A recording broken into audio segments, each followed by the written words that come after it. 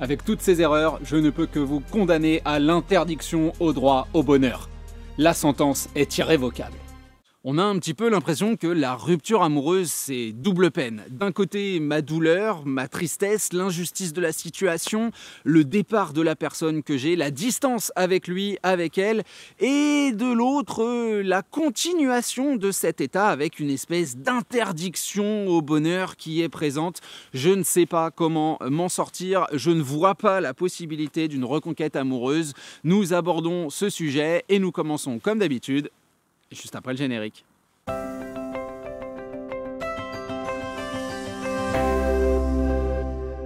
Dans une rupture amoureuse, il n'y a pas que la destruction du lien avec l'autre, la disparition du sentiment chez notre ex qui va avoir un impact sur notre bien-être psychologique. Si d'un côté, bien évidemment, on a un listing de reproches qui nous est fait et qu'on a pu nous-mêmes analyser certaines erreurs, un phénomène psychologique va prendre le relais, un phénomène de réflexion relativement nocif et nous emmener au fond du trou. C'est un des réflexes les plus naturels, les plus communs aussi après la séparation, à savoir la remise en cause personnelle. Vous le savez, sur cette chaîne, on essaye aussi d'identifier les problématiques, d'identifier nos adversaires afin de comprendre comment les surmonter. Et donc, après une rupture amoureuse, je vais avoir cette tendance à me flageller, à me définir comme quelqu'un qui n'a pas les qualités requises pour être dans un couple et donc par conséquent pour mener une reconquête amoureuse, je ne mérite pas la personne que j'ai face à moi, je ne l'ai pas rendu heureux, il ou elle non plus ne m'a pas rendu heureuse, donc je vais aussi avoir un jugement qualificatif sur cette personne-là et techniquement on en vient, une fois que la buée sur les lunettes est un petit peu enlevée et que on n'a peut-être pas surmonté ses premières émotions mais qu'on s'accroche au radeau de l'idée de peut-être pouvoir reconstruire quelque chose, cette image qui commence à se dessiner, le fait que la rupture amoureuse serait quelque chose qui ressemble à une punition et que par conséquent la reconquête amoureuse serait un chemin de pénitence. On le comprend bien, cette mentalité va avoir un impact direct sur nous, sur la façon d'évoluer dans notre environnement, mais aussi sur l'image qu'on peut avoir de la personne qu'on a face à nous et avoir également une force, un impact là aussi sur notre capacité à enchaîner les efforts dans un domaine qui, rappelons-le, s'apparente à un marathon du sang, des larmes et de la sueur. On en a parlé à de nombreuses reprises, mais l'état psychologique est quelque chose dont on va avoir besoin. On va avoir besoin de développer une certaine force. C'est pour ça que j'axe autant de contenu autour de l'idée d'objectivité. On va donc essayer ensemble d'analyser ces espèces de méandres de difficultés, ces obstacles que finalement on s'impose à nous-mêmes après la rupture amoureuse et on va le faire à travers deux parties différentes. La première étant l'instauration de comparaisons qui sont peu flatteuses. Une fois que je suis seul, une fois que tout est cassé, une fois que tout est terminé, la première des idées, le premier des sentiments à ressurgir, c'est un mélange de tristesse, d'injustice, de solitude, sur fond de nostalgie, hein, on a envie de dire, où on repense à tout ce qui s'est passé, on repense à la rencontre, on repense à ces moments fantastiques, et puis malheureusement, au fur et à mesure du raisonnement, on commence à voir ces petits glissements, ces dérapages, ces problématiques, ces moments où on s'est engueulé, ces moments où on a fait telle ou telle erreur, où on aurait dû faire autrement, où on aurait pu faire autrement. Ces moments aussi où mon ex a réagi de manière un petit peu exagérée, où il ou elle a commis quelque chose qui ressemble à une injustice. Bref, on est dans le fait de ressasser nos pensées sur un canevas qui finalement est extrêmement bucolique, extrêmement négatif et qui amène toujours à la même conclusion, le fait qu'aujourd'hui je sois seul, qu'aujourd'hui ce soit extrêmement difficile. Au moment de se secouer les poils, on regarde regarde un petit peu notre environnement et c'est là donc qu'apparaît l'idée de comparaison de ma situation avec celle des autres. La première personne avec qui je vais comparer ma situation, c'est bien évidemment mon ex. Cette comparaison est subjective au possible pour plusieurs raisons. D'abord parce qu'il y a une différence de statut évidente entre vous et cette personne. Je vous parle sans cesse de la différence qui existe entre la rupture amoureuse et la séparation amoureuse. La rupture étant la prise de décision unilatérale déjà dans la tête, déjà fomentée, déjà prévue du côté de votre ex. La séparation étant le couperet qui tombe. Que vous ayez senti le truc arriver ou que ça vous tombe véritablement sur le coin du nez un jour au réveil sans crier gare, l'idée est la même. La personne que vous avez face à vous est mieux préparée et encore une fois n'a pas le même positionnement. Même si je me bats au quotidien contre cette image de victime, on sait que quelque part elle est acceptée dans notre environnement et ça fait nécessairement de votre ex quelqu'un qui ressemble à un bourreau. Donc techniquement, oui, l'acte était prévu, il a peut-être été manigancé de longue date, pense-t-on, voit-on, imagine-t-on, et on a quelqu'un qui face à nous ne va pas nécessairement afficher sa culpabilité, même si il ou elle en ressent. Imagerie que je peux renforcer avec cette image du bourreau.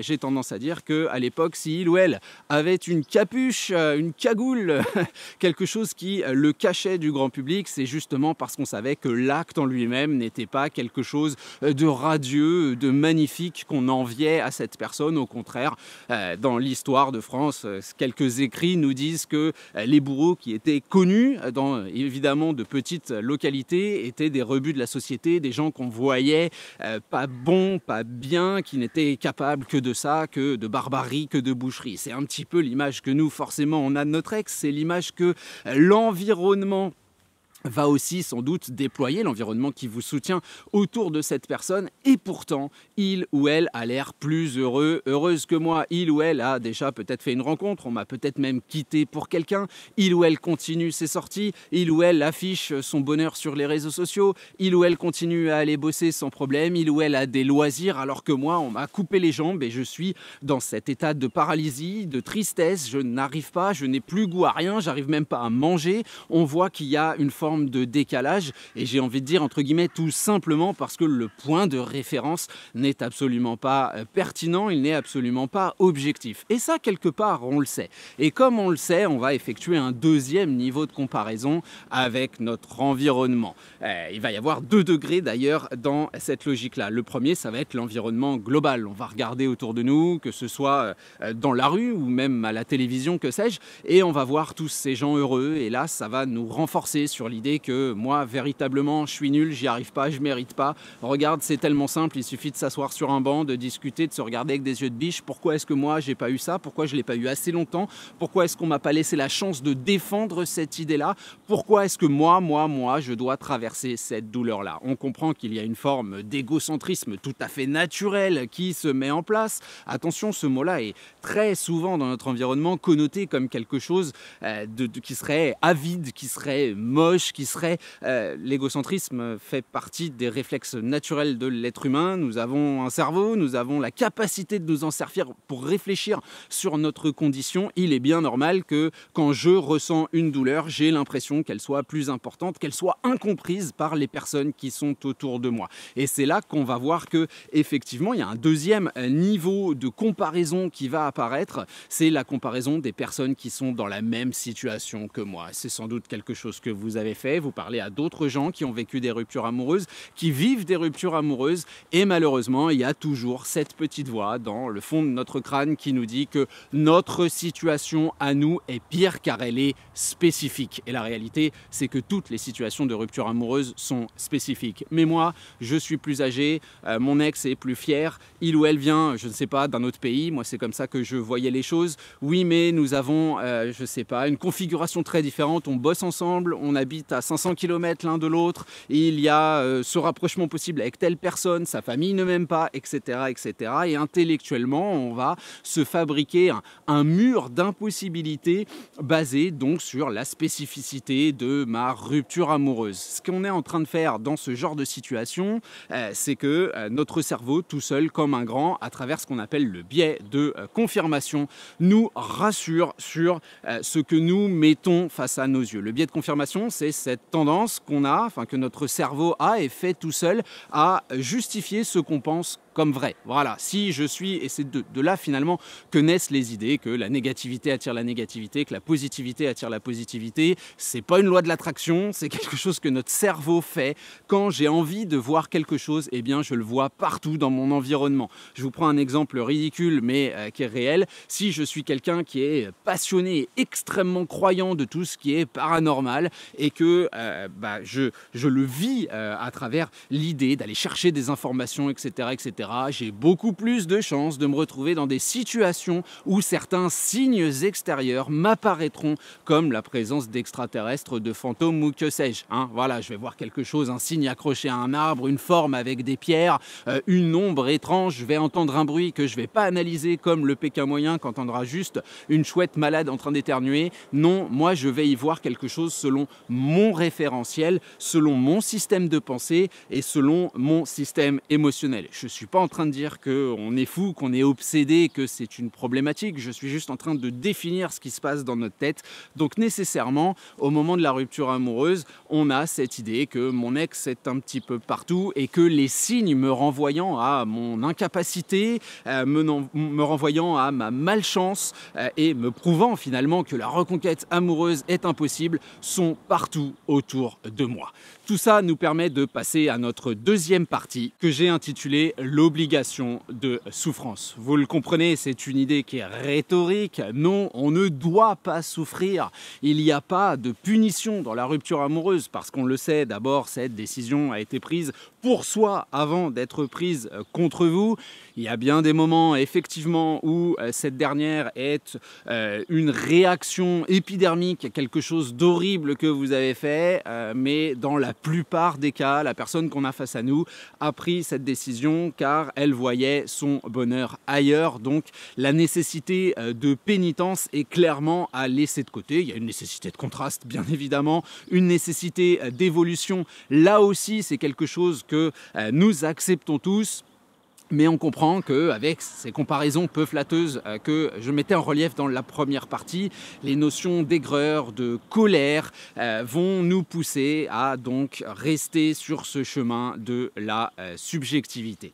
La problématique qui se pose ensuite, c'est cette espèce de quotidien de rappel finalement que j'ai commencé à mettre en relief là aussi, où nous allons construire une culpabilité qui n'a absolument pas lieu d'être. Vous êtes peut-être pris depuis quelques jours, depuis quelques semaines, depuis quelques mois que vous avez compris que la rupture amoureuse était un état violent, mais qu'on pouvait aussi créer quelque chose de différent, qu'on pouvait s'axer sur le contraste. Vous êtes peut-être pris, disais-je, à sourire, à rire, à regarder un autre homme, regarder une autre femme, à vouloir faire des activités qui peut-être avant ne vous ressemblaient pas. Vous êtes dans cette volonté de découverte et puis bien vite, ce sentiment est un petit peu balayé, l'aspect positif est complètement remis en question par un pic de culpabilité, quelque chose qui vous tire et vous pousse à vous rasseoir, à vous rallonger. Personnellement, c'est un peu comme ça que je le ressentais.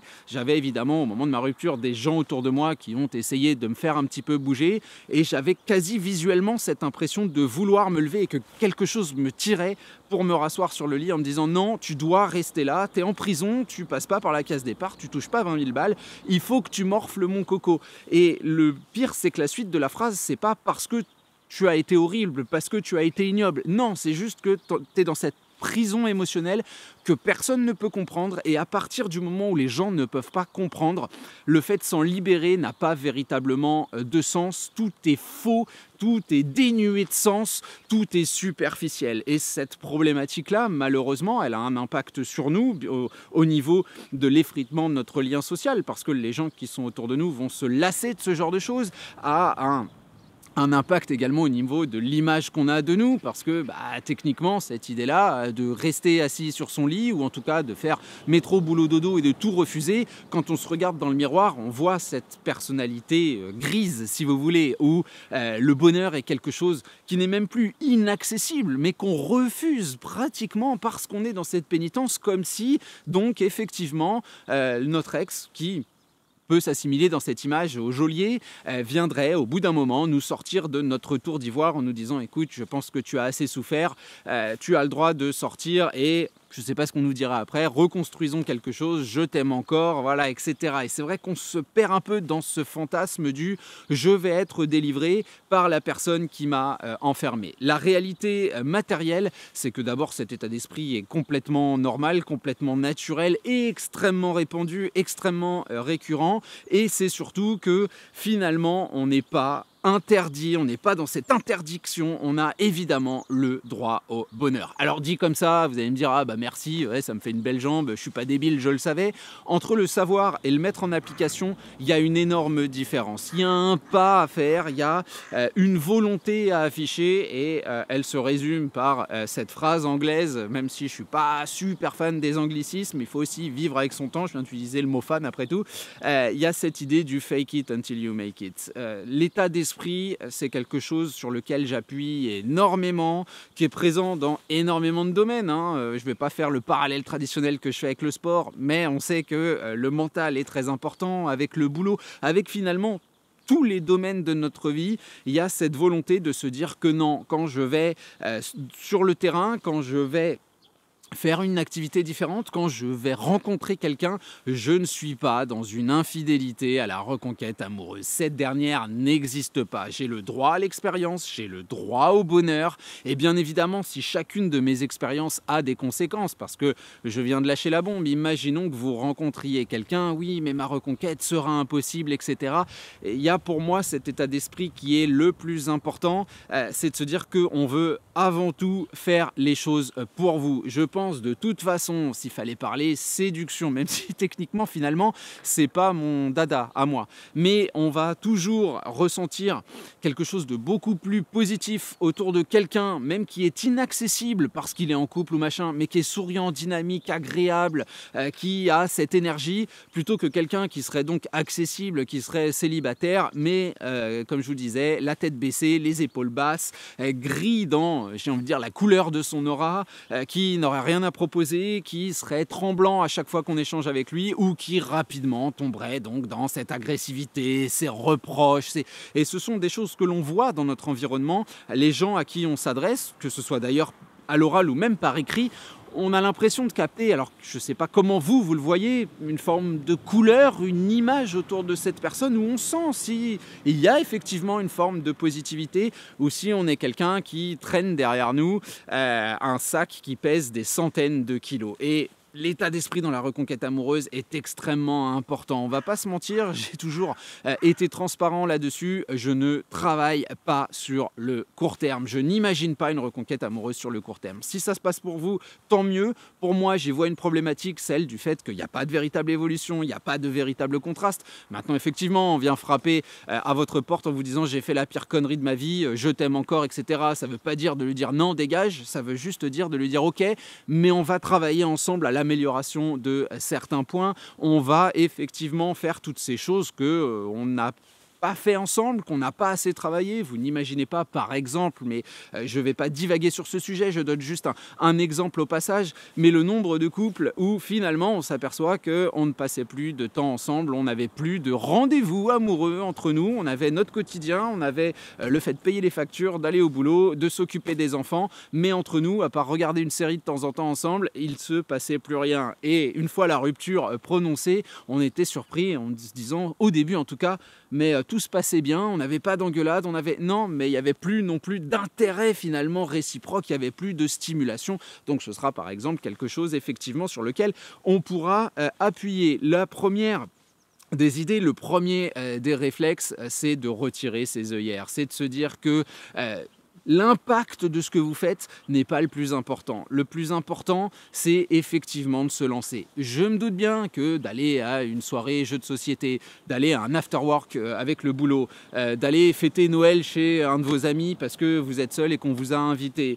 d'aller faire du poney, un saut en parachute, jouer aux fléchettes, ça va pas révolutionner votre quotidien, ça va pas vous apporter un contraste incroyable qui fait que votre ex va se jeter à moitié nu sur vous. On est bien d'accord, mais moi ce qui m'intéresse, c'est la multiplication de justement ces expériences, la multiplication de ces petits moments de plaisir qu'on en retire, parce que même si le sourire, vous n'avez pas envie de l'afficher, quelque part à l'intérieur de vous, votre cerveau est en train d'enregistrer le fait que ça y est, vous allez sur le terrain, ça y est, vous vous permettez d'eux, ça y est, vous avez enfin le droit au bonheur. Et ça, c'est quelque chose que on va travailler bien souvent dans la vie. En fin de compte, l'acquisition, que ce soit de savoir, de compétences, passe par l'expérience sur le terrain.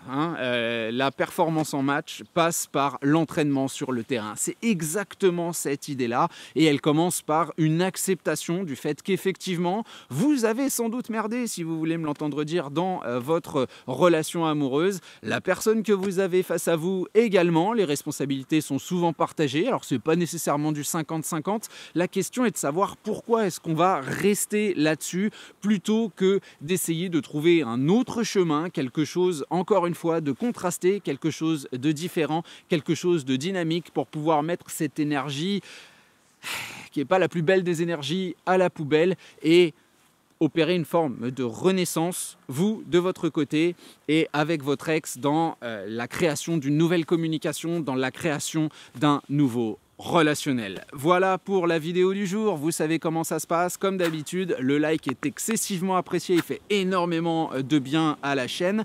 L'idée de l'abonnement et de cliquer sur la petite cloche qui paraît anodin, fait également énormément de bien au référencement et vous pouvez toujours, si vous souhaitez continuer le travail de manière plus intensive, rejoindre les VIP. Vous avez des boutons rejoindre sur la chaîne, vous avez des petites fiches qui s'affichent, vous en avez une en bas qui va apparaître peut-être dans quelques secondes sur laquelle vous pouvez cliquer, qui vous donnera accès à toutes les vidéos quotidiennes que je crée directement en lien avec la communauté. Vous pouvez donc me demander de traiter des questions autour de votre histoire, des questions plus générales autour de la reconquête amoureuse et je fais ça au quotidien avec plaisir. J'en ai fini pour aujourd'hui.